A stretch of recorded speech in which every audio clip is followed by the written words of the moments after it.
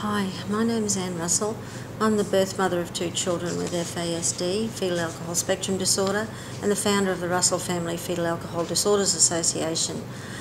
I've noticed while looking on YouTube that there is plenty of information on FASD, but it's not in nice, concise, succinct vision. So what I've decided to do is to record a number of different videos or presentations that are specific, so people can actually go to those and hopefully learn what they need to know about the condition. This video is the 11th in the series of presentations, and it's focused on preparing for your appointment. My experience of trying to get a diagnosis or at least an acknowledgement that my son had this condition. My young son has full fetal alcohol syndrome, was very, very difficult for me, and I think very difficult for Seth as well.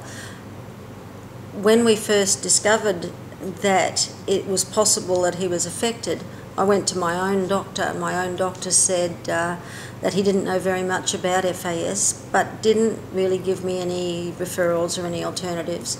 Since then, I found that there are no real referral options for people with FASD. There's no specialists, there's no diagnostic clinics, although there will be shortly.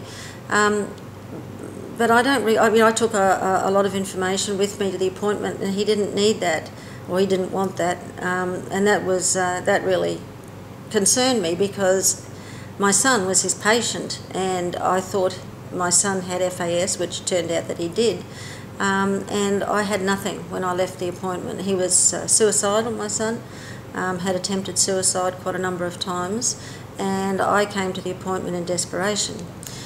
So I went to another doctor, and the other doctor didn't really want to know much about Seth. He really just said, "Why are you doing this to yourself?" And I mean, it wasn't about me, it was about my son. We were losing him, and we didn't know what to do, and we needed help. Then I went to a paediatrician, and on and on and on, until I thankfully met Dr. Sterling Claren over in Canada, and he ended up diagnosing my son. So what I thought I would do with this presentation is to give you things that,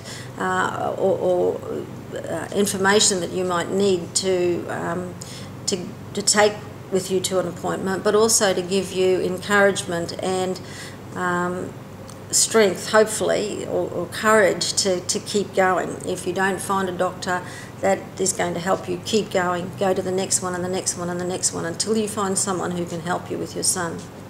So what do you take to an appointment? Write down any symptoms that you've experienced or that your child has experienced over the years.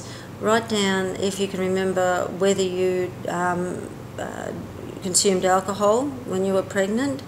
Make a list of all the medications and all the diagnoses that your child has had over the years. And consider having somebody come with you. It's a little bit easier if you've got somebody who's not right in the middle of things and very emotional about everything, to come with you to maybe say the hard stuff. Write down questions that you want to ask your doctor. Some of the questions might be, what are the most likely causes of these symptoms? Are there other possible causes for these symptoms? What kinds of tests does he or she need to determine what is actually the matter with my child? Will my child's condition improve?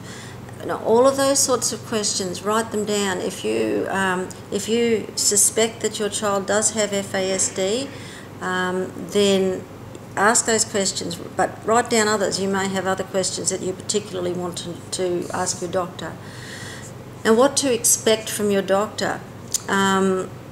He will hopefully ask questions like, when did you first experience or identify these symptoms? Have they been continuous, or are they only on one occasion? I found it very difficult to put all my son's symptoms into one sort of, to actually write them down, because some of them were quite subtle. Like his behaviours, Seth's behaviours were quite bizarre almost sometimes, and I didn't quite know how to write that down. Be confident in your own observations. Don't let anyone else tell you it's just normal teenage behaviours. If you think that your child has FASD, it's very likely that he or she does, because you know what happened during pregnancy. You know your child better than anyone else. If you need any more information, email me at elizabeth@rffada.org, for F for Fred, or take a look at our website, the Russell Family Fetal Alcohol Disorders website, or our Facebook page.